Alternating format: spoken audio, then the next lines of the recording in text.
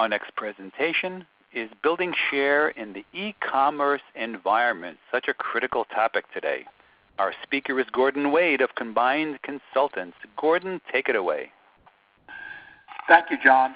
I'd like to thank you, John, and Linda, for all your professionalism in putting together events of this nature. It's really heartwarming for people like me to participate in this. I've had an opportunity to sit in on a couple of the other presentations today, and they're really excellent.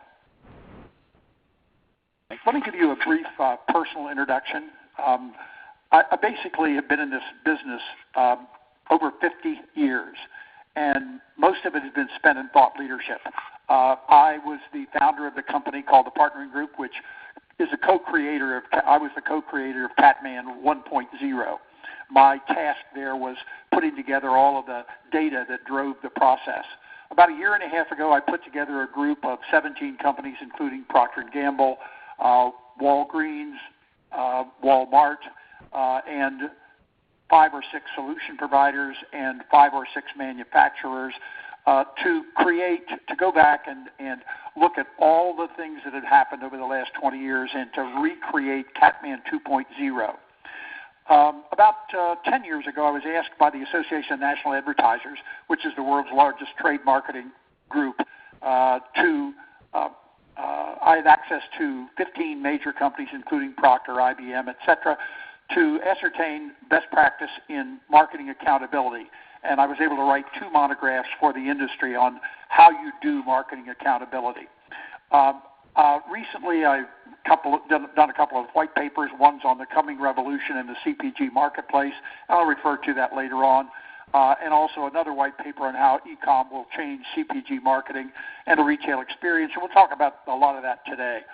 I've consulted in probably 75 categories in every continent except Antarctica. And if they open a store in Antarctica, I'm sure I'll do a project there. I want to give you a warning up front. I'm going to mention some other vendors in this presentation. They don't even know I'm mentioning them. I have no economic relationship to them, so I'm not trying to sell anything to you for them. I'm just going to use them as examples, that's all. So I don't want anyone to get nervous or think there's something mildly salacious going on here. I want to make a useful clarification right up front. When we start talking about e-com, there's a lot of confusion in everybody's mind, and I want to dispel that confusion as quickly as possible. When we talk about the path to purchase, we're talking about the act of shopping, i.e. preparing to buy. And you can go on multiple sites, as you know, and there are multiple influences from paper influences and digital influences of all kinds. That's a shopping activity, and it can end in either e-com or in bricks and mortar. E-com is actually the act of buying digitally. As you know, there are multiple sites, Amazon being the largest, Jet.com, Omaha Steaks, multiple delivery mechanisms and pickup options. I just want you to keep in mind that when we talk about the digital world, that world affects the shopping experience and e-com, but it isn't e-com. It's different, okay? What's happening in CPG? There's no growth in CPG as we know it. That wonderful picture on the right that shows the train wreck at the old Paris station in 1928 pretty well typifies what's going on in CPG right now. Margins are shrinking for everybody in the value chain. It's causing extreme distress. 95 of the top 100 brands lost share last year. About more than 25% of volume is being leaked at retail. By leakage, I mean the shopper goes into the store. They're considered a regular shopper of the retail outlet, bricks and mortar outlet. We know that those people only satisfy 75% of their needs in any given category in that retailer. 25% goes someplace else, which basically means that the biggest growth opportunity that most retailers have is in capturing more volume from their own customers.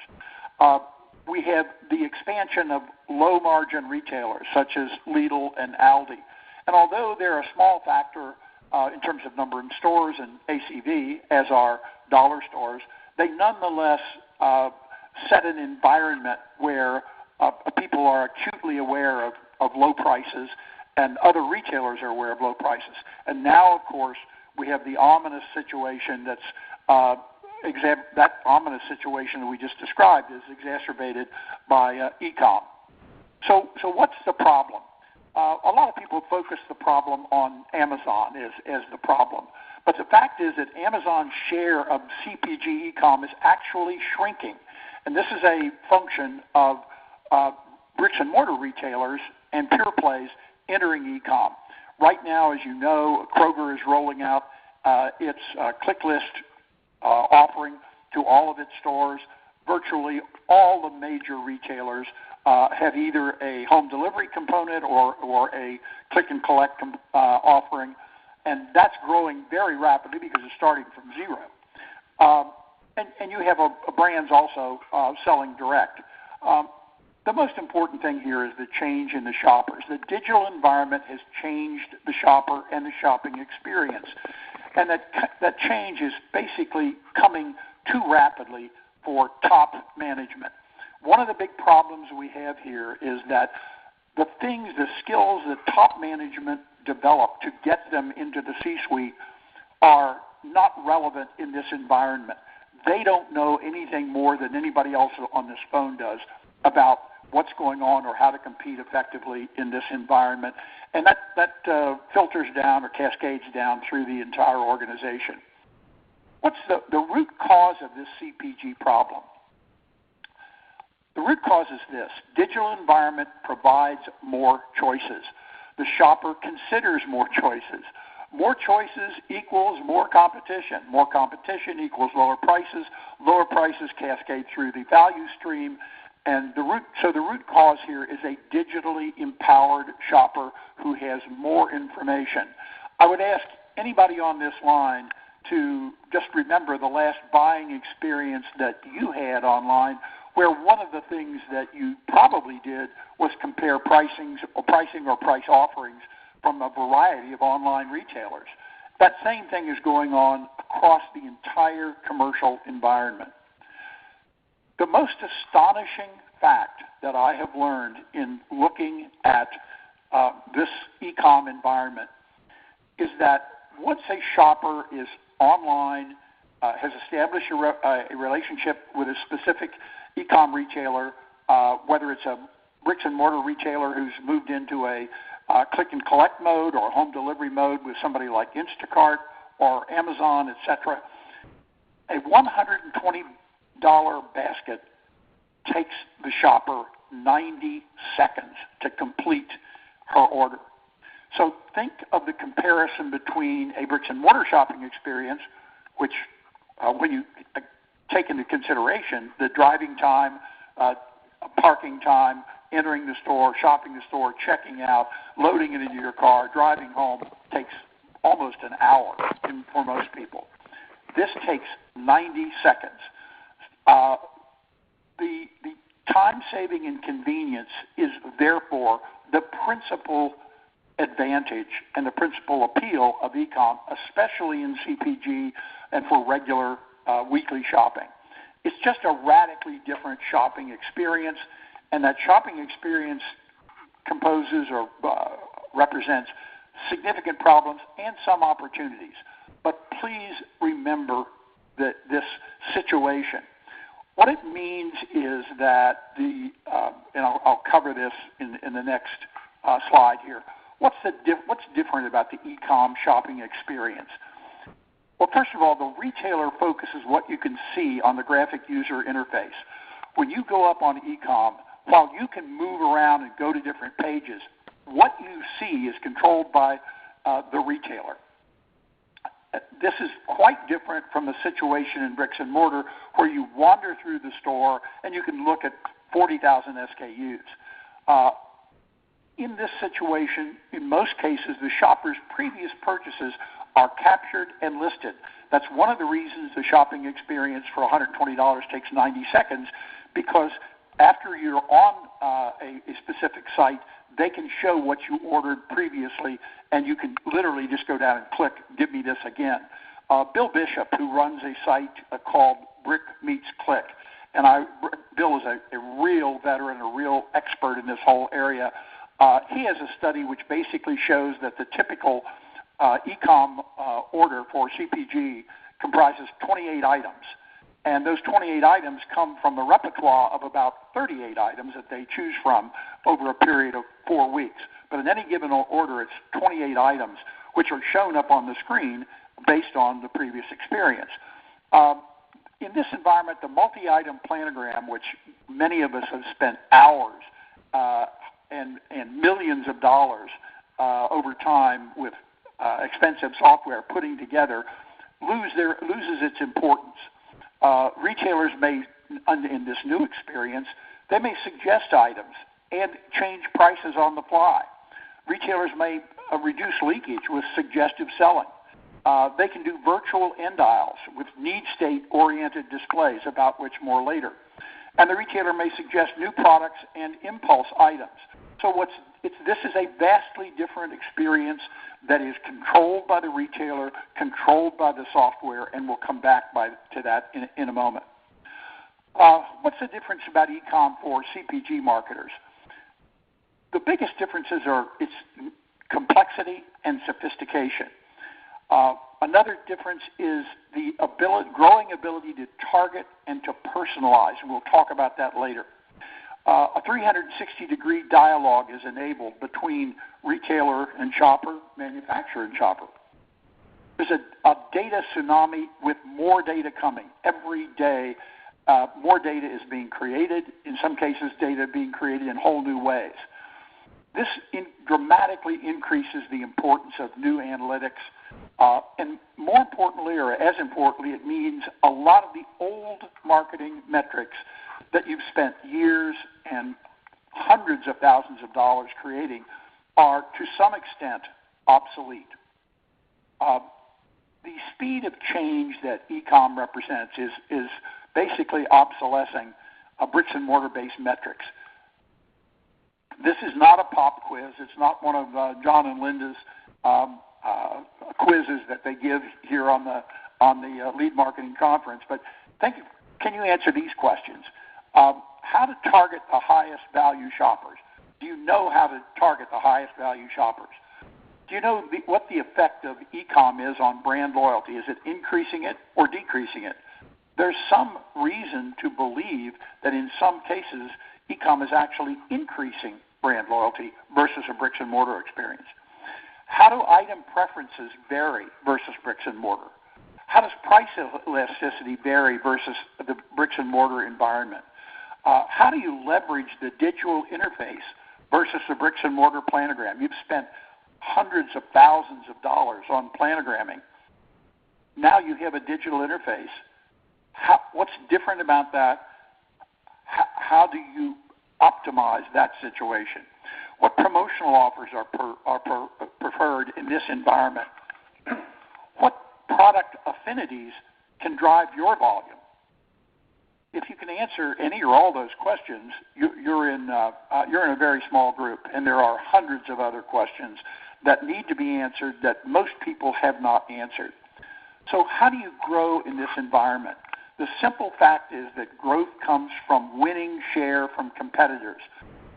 The overall need for most brands and most categories is not increasing. Household volume is driven basically by two things. One is household penetration of the category, and the other is frequency of purchase or frequency of use of the category. And in most categories here in the U.S., those are stabilized. They're not growing rapidly at all. So winning share means you've got to gain it from your competitors. And winning share comes from learning and reacting faster than your competitors. This is a critical issue. I strongly suspect that one of the reasons you're on this webinar today is to try to learn faster. That has to be at the top of your list to get done. There are five essentials for success in this environment. The first is you've got to learn all the new analytics and research tools. The next is you have to master targeting, especially the high-value shoppers. We're going to go over these in some detail. So the third is you have to understand the retail software environment, what it does and doesn't do. You've got to master need states and affinity marketing, again, for reasons we'll cover. And lastly, you have to create a learning plan. I would start by joining 1, 2, or 3 share groups, simply because a share group is the cheapest and quickest way for any individual company to learn. Learning and knowledge is a social product, and you learn from other people, and you can leverage their learnings. Let's go into each of these. You learn the new data and analytical tools. The digital world creates data very rapidly. When you go up on the internet to track your way to a purchase or complete a purchase, you leave digital tracks, and those digital tracks create data. And more data is coming. There's all sorts of remarkable analytics from companies like Slice Intelligence. If you don't know Slice Intelligence, again, I'm getting no money from them, so this is I'm using them as an example of a new data source. Slice has a 5 million panel of e-com buyers. Those people have downloaded a Slice app onto their laptop or onto their cell phone. That app allows for Slice to go in automatically, passively, into the inbox of the e-com buyer and extract the receipt that is given for all e-com purchases. Once they capture that e-com receipt that comes with UPC codes, etc., and you can upload that into the cloud and begin manipulating that data, organizing it into categories, organizing it by types of categories, by the category decision tree, organizing it by the retailer who has purchased, organizing it by where the person is and the number of different sites they've shopped on, etc. This is the data they have is similar to a combination of loyalty card data and a home scan panel, in that you're getting all of the purchases by any given e-com shopper, like you do on a home scan panel, but you're also getting it down to the level of the individual person, so you can see everything that they're buying, their market basket, etc. What this allows you to do is to get e-com retailer share and switching information. How are people switching from brand to brand, from retailer to retailer? And the real advantage here is because they have so many respondents, the granularity that they can provide is really remarkable. So they can give you brand behavior by shopper cohort, everybody with a college education, everybody who lives in the Northeast, everyone who has a certain income level, those kinds of things. And you can get it by retailer, by groups of retailers, and also by geography, if that matters to you. So I would urge you to look at sites like Slice, because they can give you share information that's quite reliable and rather remarkable. You have to master targeting, especially the high-value consumer. There's been an enormous breakthrough, a remarkable tectonic shift in what we now know. Many retailers are now sharing their shopper card data with people like Experian or Axiom, and the data is anonymized down to the household address level. They can, because that data now exists, we can now predict and know the items that are bought in what quantities by virtually every household in every category. Let me repeat. You can predict or know to 85 to 90% accuracy what a household is buying in category A versus category B and how much of it they're buying. I would urge you to go up on IRI's site. Again, I'm not being paid by IRI to say this. Go up on IRI's site and look at their white paper on the high-value customer. Because what this does is it can come here to Cincinnati. I live in Cincinnati, and it can not only show you by every household in Greater Cincinnati who is buying from which retailer, and most importantly, who are the really heavy buyers of beer or diapers or any other category as far as that's concerned. They also can overlay the set-top box viewing habits as well as what magazines they read, etc., which means that you have the capability to go to the high-value customer. You know who they are. You can send them emails. You can send them paper or mailed incentives. You can advertise to their household on cable based on their viewing patterns by show. This is an extraordinary breakthrough of enormous import. I can only think that, when I was working at Procter & Gamble a million years ago, how astounded we would be if we could do this. This is everybody's, what everybody has always meant by targeting. Now we can actually do it. One of the critical things that you have to understand is how the e-com software functions. Now, I will tell you right now that most of the e-com software that is used is in a period of growth and change and optimization. We know that we have the capability on many of the current software that is utilized by many big retailers. We have the capability to sell predictively, and this is very important. We have the capability to change prices on the fly in some software. You could certainly do it on Jet.com today. You have the capability to offer what we call need state merchandising in some places, and I'll talk about that in more detail. We have the capability to test various presentational approaches. There's a company called Decision Insight that has really wonderful research tools that can show different ways to show your product, to show need states, different ways to show things like suggestive selling, and measure the impact that it has. They have a number of other tools that can show things like estimate price elasticity in virtual reality. There are various companies that can do this. Decision Insight is one company that can do this. You need to master need states and affinities. As we said at the top of the show, retailers are leaking about 25% of their volume from their very best customers in all categories. Therefore, their greatest growth opportunity is in reducing leakage. Using predictive analytics, you can identify these growth opportunities. A common need state is something like infant care, which is a major opportunity. And retailer software can enable leakage reduction via what we call need state marketing.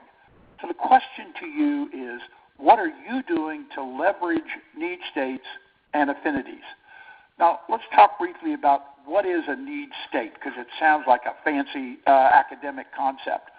It's a physical, social, or attitudinal condition driving the purchase of multiple products and services to meet the needs triggered by the condition. A simple example is mothers have multiple infant care needs. They need baby food, they need diapers, they need cribs, they need various baby RX and HBA products. You have people who are what I call serial home entertainers that have unique needs. They need to look at wine, various kinds of cuts of meat, all kinds of things that a serial entertainer does. Type 1 and 2 diabetics, for example, have unique needs across multiple categories. And what this means is that you can focus on one product in that category, and this will lead you into a new universe, a new digital universe of the whole need state.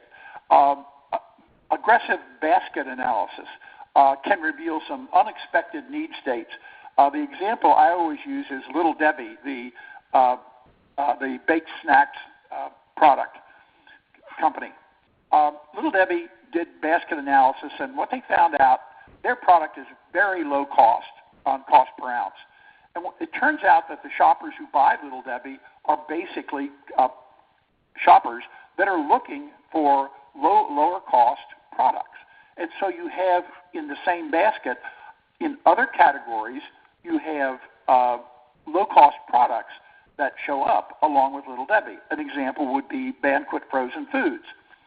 So what Little Debbie knows is that if you're up on a site and you're mousing over frozen dinners and Banquet comes up, or somebody has already bought Banquet and they're going through this 90-second routine with an $120 basket, once the person clicks on to buy Banquet, they can immediately trigger an offer for Little Debbie, and it's very effective.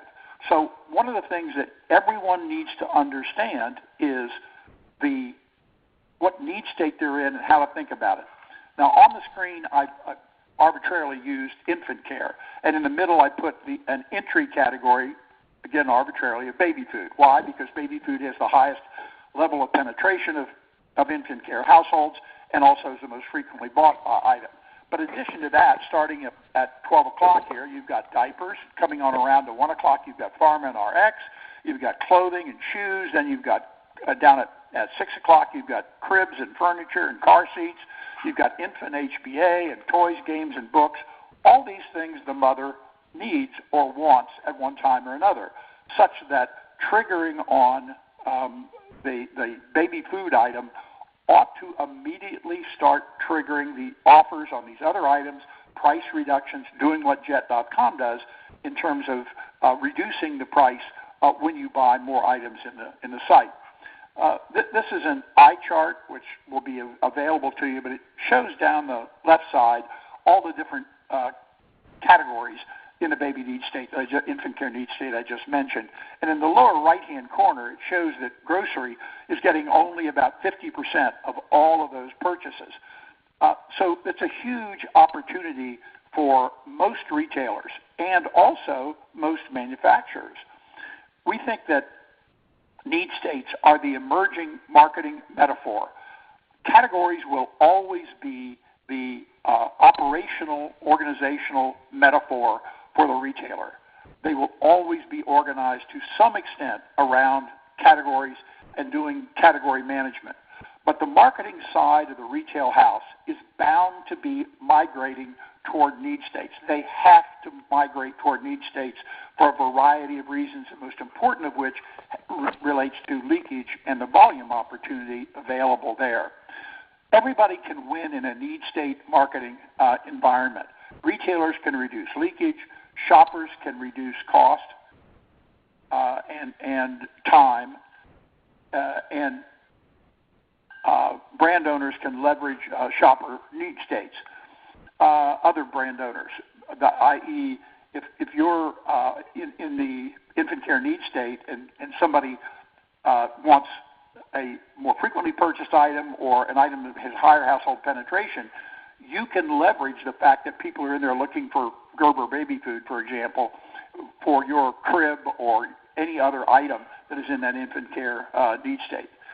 So the retail software can create virtual adjacencies. You cannot, in a bricks and mortar environment, put an in dial up that has all of those infant care items in it or all of the items that a diabetic needs. It's just not possible in a bricks and mortar environment. But in a retail environment, in an e-com environment, digital environment, you certainly can do that. And you could do it today for a bricks and mortar environment utilizing things like the digital circular. You could create in the digital circular, either today or 2 months from now when somebody figures this out, that mousing over a specific ad in the digital circular, it would show you all the other items in that particular need state.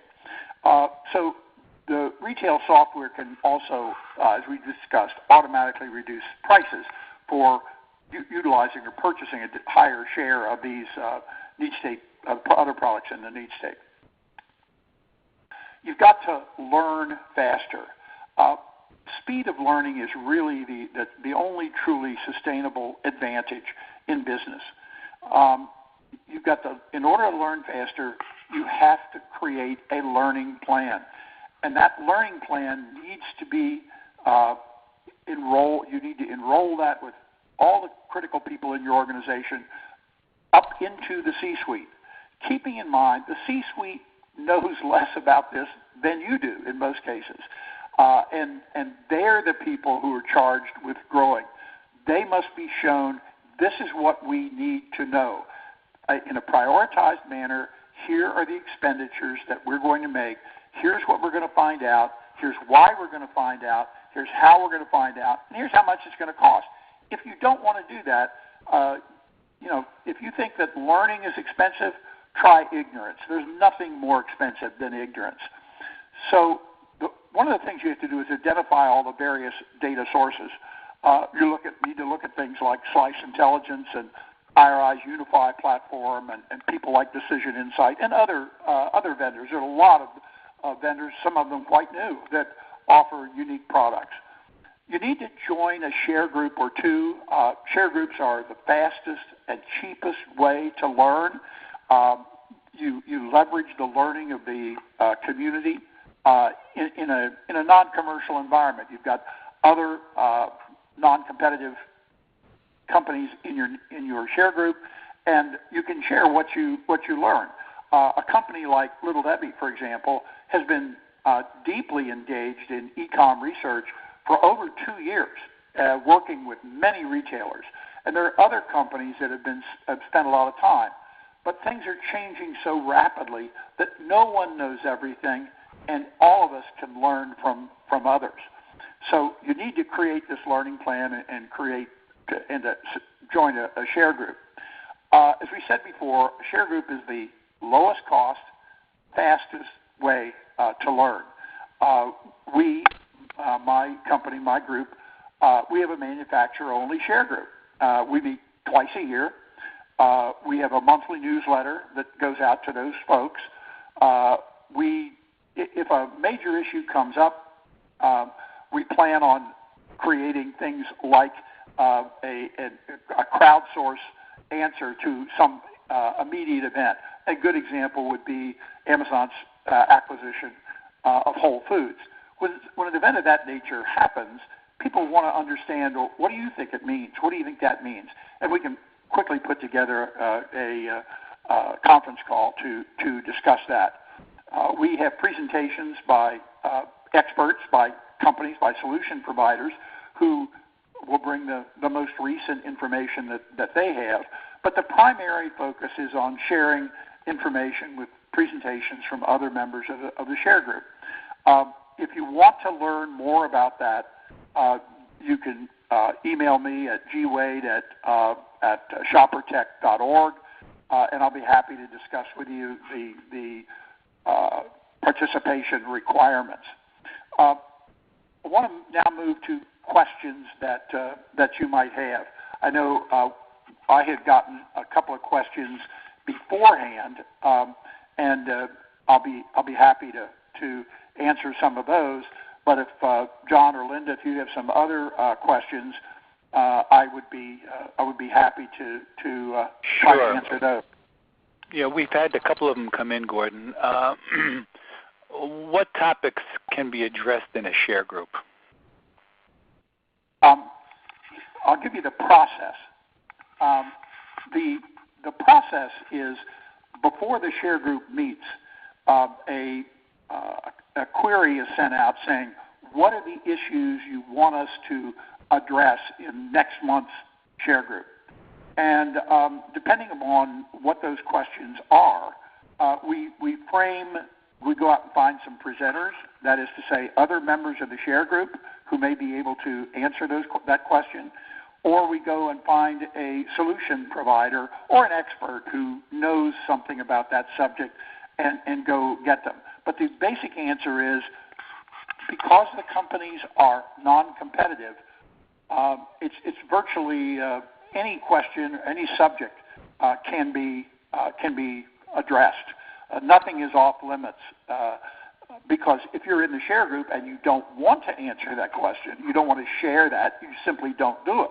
But most people understand that in a share group, you're going to be sharing your experiences on that subject, and so you don't join the share group if you don't want to share anything. That's just not fair to the other members to come and sit mutely. What you want in a share group is the companies who have an intellectual investment in it, who are eager to learn and eager to share what they learn. A company like Little Debbie, I'll use them as an example because I know them quite well. They've been working on this for well over 2 years.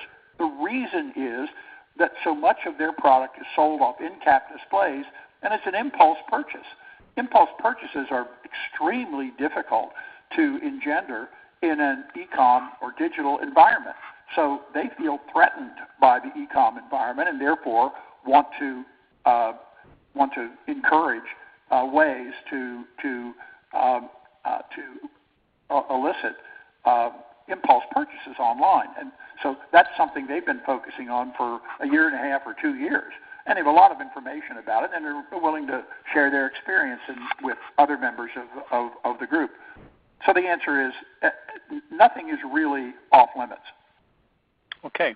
Another question. What is your share group learning so far about how category management changes when shoppers buy many CPG products using repetitive online shopping lists? Well, first of all, I would say that this is all so new that the level of learning we have is quite primitive. We're really at a primitive state. But I think the critical thing we know is that things like, as I mentioned early in the presentation, things like understanding affinities and understanding predictive analytics is of much more value in the e-com environment than it is in the bricks and mortar environment. So it's not so much category management as it is shopper management and understanding that you now have the weaponry of knowing a couple of things: what the individual shopper has bought and being able to predict what else they may need, thinking in terms of need states. So basically what we're saying is that while category management will never be outmoded as an operational metaphor, that the emerging metaphor here is individual shopper management and need state management and the capability to do the predictive analytics around the shopper. So category management, I can tell you that category management, because I was one of the 3 people that invented it, category management was originally designed to manage the shopper. That's what it's about. But we didn't have the data to manage the shopper. So the category became the lever or the metaphor for managing the individual shopper. That's why in category management you have the role development step, because the role development step was designed to identify the more important categories that could help you manage more shoppers or manage categories that were extremely important to your target shopper. But so we were working kind of through a glass darkly, if I may make a modest biblical quote there. We were managing this from a distance, but we wanted to manage the shopper, and the category was the way we do it. Now, with all this new data, we can manage the individual shopper by knowing their needs and knowing their affinities. Okay, well, thank you, Gordon. We're almost out of time. Any closing thoughts? I've been in this business a long time, and somebody said, may God let you live in interesting times. We're in a period of tumultuous change, absolutely tumultuous change. Everybody is relatively ignorant, and that starts with the people in the C-suite.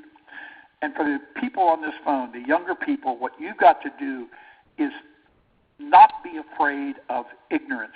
I know Keith Anderson of Profitero used the word ambiguity in his, learn how to live with ambiguity.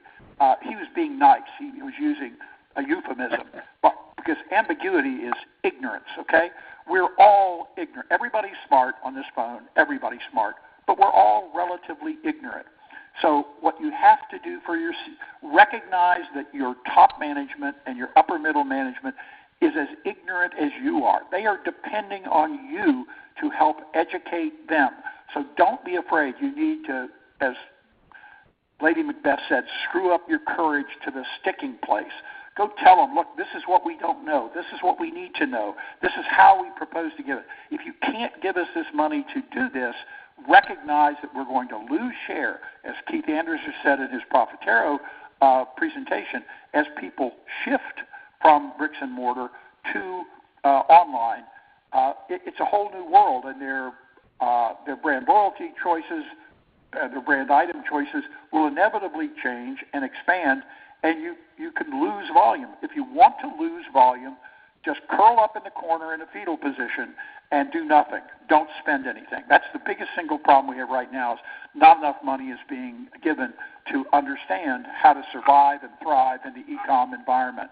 That's a problem. And it's a C-suite problem that is cascading or concatenating down the line to many of the people who are on this phone right now. You just don't have the money to do everything that needs to be done, and it's one reason we always advocate people join a share group, because that is a cheap way to, or low-cost way to leverage and multiply your learning sources from what others have already paid for. Anything else, Josh? Excellent. I think we're done. That we love that straight shooter talk here at the Lead Marketing Conference. Thank you, Gordon. If you have more questions or need more information about e-commerce or joining a share group, you can contact Gordon directly at gwade@shoppertech.org. Thank you very much, Gordon. Thanks, John. Thanks to you and Linda.